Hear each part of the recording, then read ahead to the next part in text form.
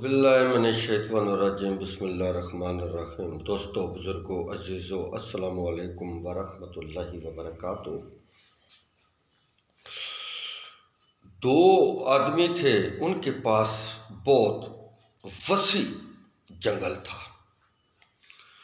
تو وہاں پر انہوں نے ایک باڑ لگائی اور اس میں شیر، چیتا، ریچھ، بندر، ہر قسم کے جانور اس میں چھوڑ دیے۔ تو انہوں نے ایک لوٹنے کا طریقہ بنا لیا۔ جو بھی پیسے والے لوگ آتے تو وہاں سیر کرنے کے لیے آتے، جانور دیکھنے کے لیے آتے، جنگل دیکھنے کے لیے آتے۔ تو انہوں نے یہ ایک طریقہ کار بنایا کہ جو بھی پیسے والے لوگ آتے نا ان کے پاس، تو انہوں نے اس باڑ کے اندر بھی ایک آرام گاہ بنائی ہوئی تھی، تو اس میں بھی ایک دروازہ لگایا ہوا تھا۔ تو جو پیسے والے آتے نا، جن کے پاس پیسے کافی ہوتے، تو ان کو کہتے کہ اندر آپ آرام گاہ میں چلیں۔ تو جب وہ آرام گاہ میں جاتے نا، تو انہوں نے ایک رسا باندھا ہوا تھا۔ تو جب وہ اندر جاتے تو وہ رسا کھینچتے تو وہ دروازہ کھل جاتا، شیر رچھ آ جاتا تو اس کو مار دیتا، تو اس کے پیسے لے لیتے۔ یہ ان کا طریقہ کار تھا۔ تو جب وہ آتے لوگ، سرکاری لوگ آتے پوچھتے، تو وہ کہتے جی یہ اندر زبردستی چلے گئے تھے، تو ان کو شیر نے، رچھ نے، چیتے نے مار دیا، تو وہ پیسے لے لیتے۔ ان کا یہ معمول بن گیا۔ تو ایک دن ایک کوئی سرکاری بندہ آیا، اس کے پاس خزانہ تھا۔ اس نے کہا چلو چلتے چلتے جانوروں کو دیکھ لو، وہ جیسے ہمارے چڑیا گھر ہیں۔ تو وہ جب گیا تو انہوں نے کہا کہ آپ سرگاہ میں جائیں۔ اس کے جانے کے پہلے انہوں نے کہا بھائی آپ کے پاس کیا چیز ہے، جو چیز ہے ادھر جمع کروائیں اور پھر اندر جائیں۔ تو اس نے وہاں وہ خزانہ جمع کروا دیا۔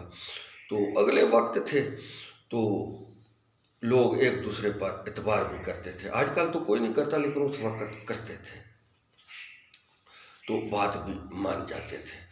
تو جب اس نے جمع کروایا خزانہ تو وہ اندر گیا، تو انہوں نے رسا کھینچا تو اس کو مار دیا۔ شاید وہ پیچھے بتا بھی آیا تھا میں آتے آتے چڑیا گھر بھی دیکھوں گا۔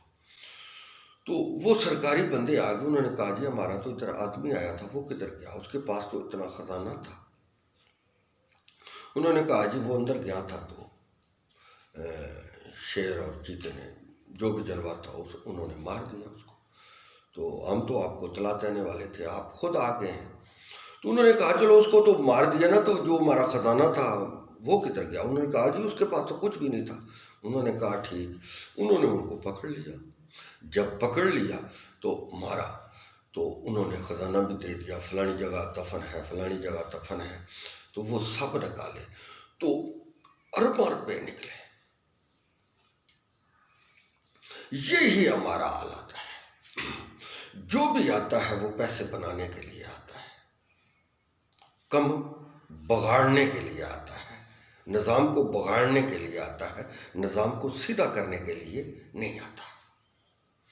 تو جب تک اس نظام کو سیدھا نہ کیا جائے، نظام نہیں چل سکتا۔ اگر گھر میں خرچے کا ترتیب نہ ہو تو جتنا مرضی ہے کمائیں، وہ سب ختم ہو جائے گا۔ یہی حالت ہمارے ملک کی ہے اور ہمارے باشندوں کی ہے، لوگوں کی ہے، کہ ہم وقتی تو قرض لے لیتے ہیں، وقتی ہم اپنا کام چلا لیتے ہیں، لیکن سدا کام چلنے کے لیے ہم کام نہیں کرتے، مسلسل کام چلانے کے لیے ہم کام نہیں کرتے یا قرضہ نہیں لیتے، ہم وقتی۔ اب دیکھ لیں ہمارے جتنے بھی بادشاہ بنے ہیں، جتنی پارٹیوں کے بھی وزیر بنے ہیں، انہوں نے یہی کام کیا، قرضہ لیا، 5 سال حکومت کی اور چلا گیا۔ یہ کب تک ہم کرتے رہیں گے؟ یا کب تک یہ نظام چلے گا؟ ایک وقت ایسا بھی آ جائے گا کہ ہمیں پھر کہیں سے قرضہ بھی نہیں ملے گا۔ تو ہمیں خدارہ یہ کام کرنا چاہیے کہ ہمیں اگر قرض لیتے ہیں تو اس سے ہم کام چلائیں، ایک نظام بنائیں، ایک نظام تیار کریں جس سے آگے مخلوق خدا کو بھی فائدہ پہنچے۔ ہم فائدہ پہنچانے کے لیے ہم نقصان کر دیتے ہیں۔ بھئی جو بھی آتا ہے وہ کہتا ہے کہ پچھلی حکومت نے یہ کیا۔ ہم کسی کو بلیم نہیں کر رہے، ہم تو ایک مشورہ دے رہے ہیں۔ وہ بھائی انہوں نے تو غلط کیا تھا، خود تم صحیح کرو، نہیں کرتے۔ جو بھی حکومت آتی ہے وہ ایک ایسا فتنہ برپا کرتی ہے کہ لوگوں کی توجہ ادھر ہو جاتی ہے۔ آپ دیکھ لیں کہ آج مہنگائی کس مقام پر پہنچ گئی ہے۔ 1200 روپیہ دیہڑی لینے والا کدھر گزارا کر سکتا ہے؟ نہیں کر سکتا۔ اس کو گرفتار کرو، اس کو گرفتار کرو، اس کو چھوڑ دو۔ یہ نظام ایک ایسا جب گٹھا ہو گیا ہے کہ جو بکھرنے کا نام نہیں لے رہا۔ اب ہم عوام کو چاہیے کہ ہم ان سے حساب لیں۔ قرض لیتے ہیں، کوئی پتہ نہیں کدھر خرچ کرتے ہیں۔ قرض لیتے تب بھی نہیں پوچھتے، خرچ کرتے تب بھی نہیں پوچھتے، جاتے تب بھی نہیں پوچھتے، آتے تب بھی نہیں پوچھتے۔ ایک انگریزی کا رسالہ تھا، اس میں یہ لکھا ہوا تھا کہ دنیا میں جب تک بے وقوف رہیں گے فلمیں چلتی رہیں گی۔ دنیا میں جب تک بے وقوف رہیں گے فلمیں اور ڈرامے چلتے رہیں گے۔ یہی ہمارا مسئلہ ہے۔ جب تک ہم عوام بے وقوف بنے رہیں گے یہ ایسے حکمران ہم پر آتے رہیں گے۔ جب ہم سمجھداری سے کام لیں گے تو حکمران بھی سمجھدار آ جائیں گے۔ آپ یہ اندازہ کر لیں، اگر نواز شریف صاحب کے بیٹے باہر ہیں تو ہمیں کوئی فائدہ ہے؟ زرداری صاحب کے بیٹے باہر ہیں یا اس کے پاس مال ہے یا میل ہے تو ہمیں کوئی فائدہ ہے؟ عوام کو کوئی فائدہ ہے؟ عمران خان کے اگر بیٹے باہر ہیں یا یہ کر رہا ہے یہ وہ کر رہا ہے، اس سے ہمیں کوئی فائدہ ہے؟ یہ ایک ان کے بیانیے ہیں جن کو یہ بیچ کر کردار میں آتے ہیں، پاور میں آتے ہیں، اداروں کو کنٹرول کرتے ہیں۔ آپ دیکھ لیں نواز شریف کے ساتھ اگر مخلوق نہ ہو تو وہ کیا کر سکتا ہے؟ کچھ نہیں کر سکتا۔ زرداری کے ساتھ پاکستانی عوام نہ ہو تو کیا کر سکتا ہے؟ کچھ نہیں کر سکتا۔ اگر عمران خان کے ساتھ نہ یہ ہوں تو کچھ نہیں کر سکتا۔ یہ آپ اندازہ کر لیں کہ 2 اسمبلیاں چلتی ہیں اور وہ توڑ دیتا ہے۔ صرف الیکشن ہوں اور میں بادشاہ بنوں۔ یہی اس ہماری قوم کا یہ بڑا مسئلہ ہے۔ ہم کردار کے لیے اسلام کو بھی آگے لے آتے ہیں، مخلوق کو بھی آگے لے آتے ہیں، ملا لیتے ہیں۔ جب ہم کردار میں آ جاتے ہیں تو پھر ہم سب کو چھوڑ دیتے ہیں۔ صرف عبث ہے ہمیں۔ ہم بادشاہ اس لیے نہیں بنتے کہ عوام کی خدمت کریں گے، ہم بادشاہ اس لیے بنتے ہیں کہ ہم اپنی خدمت کریں گے، یعنی کہ اپنا مال بنائیں گے۔ اب دیکھ لیں کتنا، یعنی کہ 15 صدی ہو گئی ہے پاکستان کو بنے ہوئے، ایک بھی کام بتائیں جو انہوں نے عوام کے لیے کیا ہو۔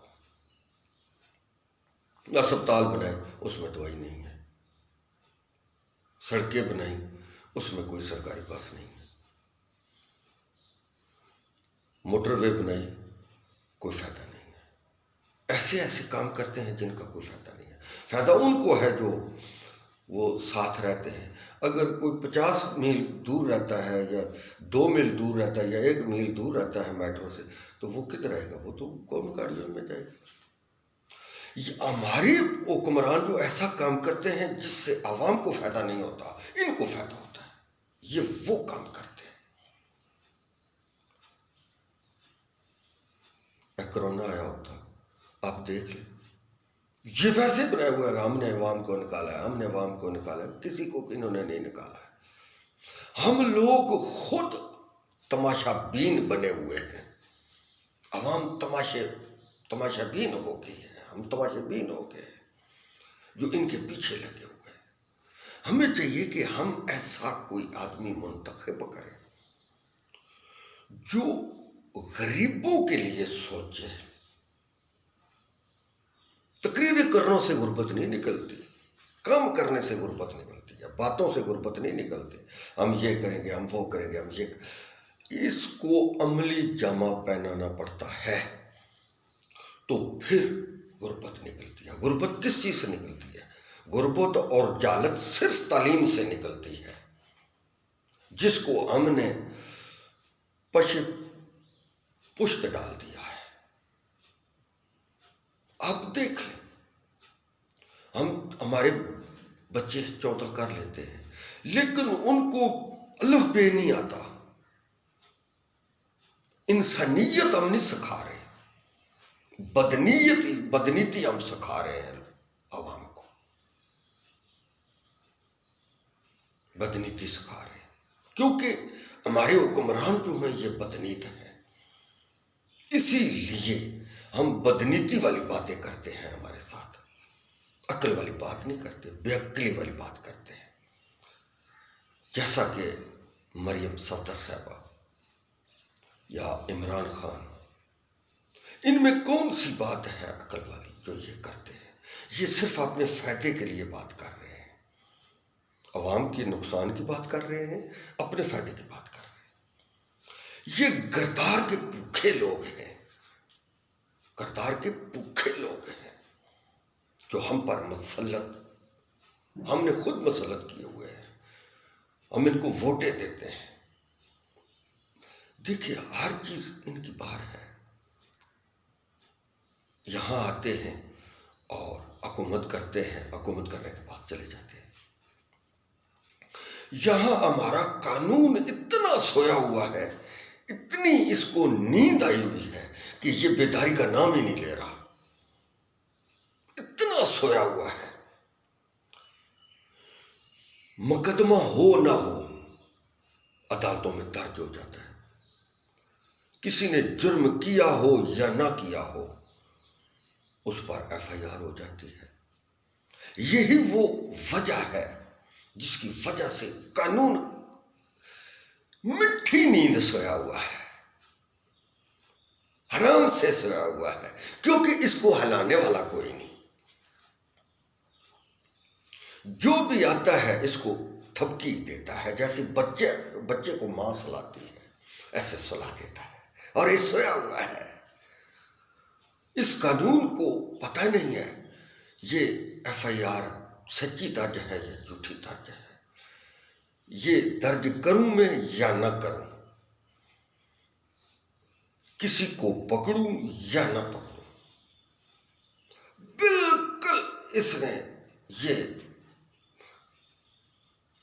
اندھا ہو گیا ہے، قانون، پاکستان کا قانون اندھا ہو گیا ہے، اس کی سمجھ میں نہیں آ رہا۔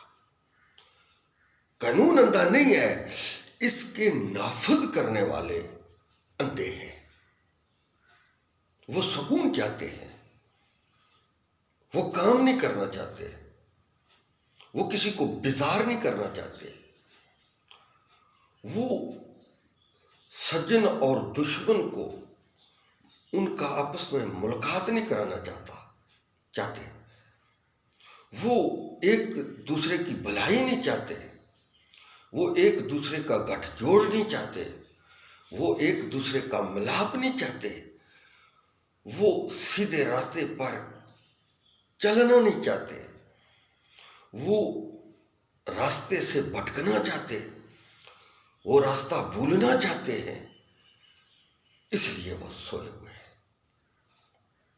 آپ ایک تھانے میں چلے جائیں، جس قسم کی تم نے درخواست درج کرانی ہے وہ کراؤ، واقعہ ہو یا نہ ہو، وہ جو بیٹھے ہوئے ہیں وہ آتے ہیں، پیسے لیتے ہیں اور درخواست کر دیتے ہیں، پھر تھوڑی دیر کے بعد پرچہ کر دیتے ہیں، ایسا جو سائن کر دیتا ہے۔ کوئی پوچھ پرتیت نہیں ہے، کوئی معلومات نہیں ہے، کوئی شہادت نہیں ہے، کوئی گواہی نہیں ہے، جس کا جی چاہتا ہے اس پر کیس کر دیتا ہے۔ آگے ڈاکٹر ہے، جو جی چاہتا ہے ان سے لکھا لو، وہ لکھ دیتے ہیں۔ وہ نہیں دیکھتے کہ اس کو چوٹ کسی نے دی ہے یا اس کی خود چوٹ آئی ہے، نہ، کوئی پوچھ پرتیت نہیں ہے۔ قانون نے اتنی اجازت دے دی ہے، اتنا اکباغی کر دیا ہے کہ کوئی قانون کی نہیں مان رہا۔ کیوں کہ قانون خود سویا ہوا ہے، سو کے اٹھتا ہے، کھا پی کے پھر سو جاتا ہے، پھر اٹھتا ہے، پھر کھا پی کے سو جاتا ہے۔ قانون نے ایک بہت بڑا محل بنا لیا ہے اور قیامت تک کے لیے اس نے رہنا ہے، اور اس لیے یہ کسی کو بیزار نہیں کرتا۔ یہ کہتا ہے کہ اگر میں نے کسی کو بیزار کر دیا تو پھر میرا رہنا مشکل ہو جائے گا، میرا سونا مشکل ہو جائے گا، میرا کھانا پینا مشکل ہو جائے گا، میرا بیٹھنا مشکل ہو جائے گا۔ تو کبھی کبھار یہ غصے میں بھی آ جائے تو جلدی سے نرم ہو جاتا ہے، 1-2 دن میں، بلکہ اسی وقت نرم ہو جاتا ہے، نرم اختیار کر لیتا ہے۔ کتنی اس کی حوصلہ افزائی ہے اور کتنا اس میں صبر ہے کہ 75 سال ہو گئے سویا ہوا ہے، ایک بھی قانون نافذ کرنے والا غصے میں نہیں آیا، ایک بھی غصے میں نہیں آیا۔ یہ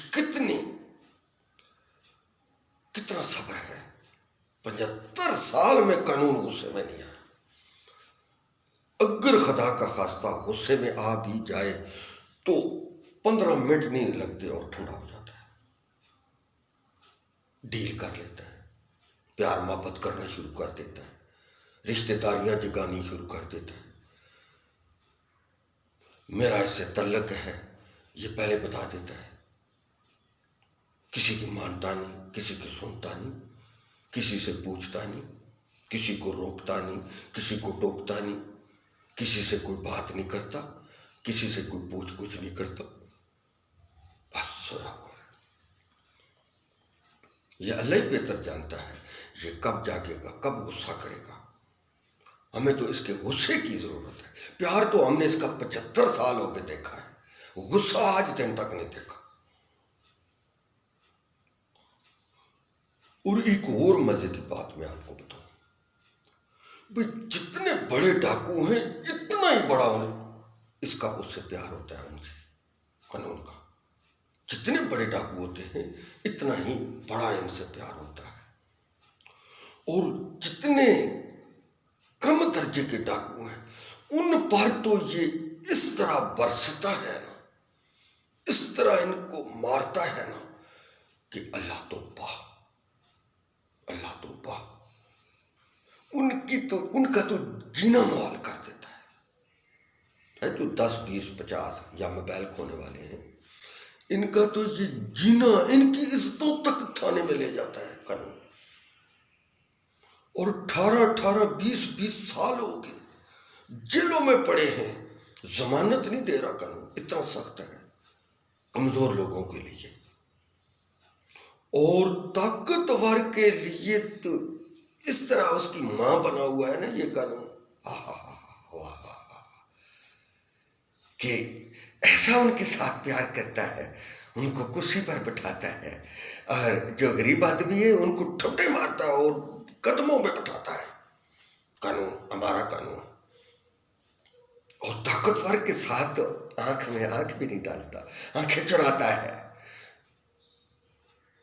کیونکہ وہ اس کو غذا دیتے ہیں، اس کو اس سویا رہتے، اس کو جگاتے نہیں، الاتے نہیں۔ تو اس لیے ہمیں اس کے غصے کی ضرورت ہے، ہم کو، کہ یہ غصہ کھائے، یہ جو بڑے لوگ ہیں ان پر غصہ کھائے، کبھی ان پر رحم نہ کرے اور کوئی اچھا سا آدمی بٹھائے. ہمیں انتظار ہے اس قانون کی، پاکستان کے قانون کی ہمیں ضرورت ہے. ابھی اس کی طرف ہم دیکھ رہے ہیں کہ سب کی طرف تو ہم نے دیکھ لیا ہے، لیکن اب اس کی طرف دیکھ رہے ہیں کہ یہ جاگے اور ان بڑے لوگوں پر غصہ کرے. کافی ان کو اس نے مہلت دے دی ہے، ان سے ساتھ پیار بھی کیا ہے، تو غصہ کھانا چاہیے. آپ چیف جسٹس صاحب، آپ غصہ آپ کو کھانا چاہیے کہ آپ غصہ کھائیں. آپ قربانی دیں گے تو پھر یہ نیچے والے بھی جو ہے نا سکھ کا سانس لیں گے. جب آپ سوئے رہیں گے تو پھر نیچے والے تو جاگتے ہیں، کیا کریں، دن رات کام کر رہے ہیں. تو ہمارے جو بڑے ہیں یہ آپ لڑائیں اس کو پکڑو، اس کو پکڑو، اس کو پکڑو، اس کو پکڑو، اس کو چھوڑ دو، اس کو چھوڑ دو، اس کو چھوڑ دو، اس کو چھوڑ دو، بس یہ لگی ہوئی ہے. کوئی مہنگائی کا نہیں، کوئی کچھ نہیں، کوئی کام بس. اس لیے آپ جا کے اور ان پر تھوڑا غصہ کھائیں تاکہ ان کو سمجھیں اور یہ غریب لوگوں کے بارے میں سوچیں. یہ ہمارا مشورہ ہے. کوئی آدمی ہم کو برا بھلا نہ کہ یہ جذبات آگے تھے تو اس لیے ہم نے بات کر دی ہے. اللہ پاک اس ملک کو قائم دائم رکھے. وقت تو گزر جائے گا اور گزارتے رہیں گے، دنیا آتی رہے گی، جاتی رہے گی. اللہ تعالیٰ ہم سب کو نیکی کرنے کی توفیق عطا فرمائے. وآخر دعوانا ان الحمد للہ رب العالمین.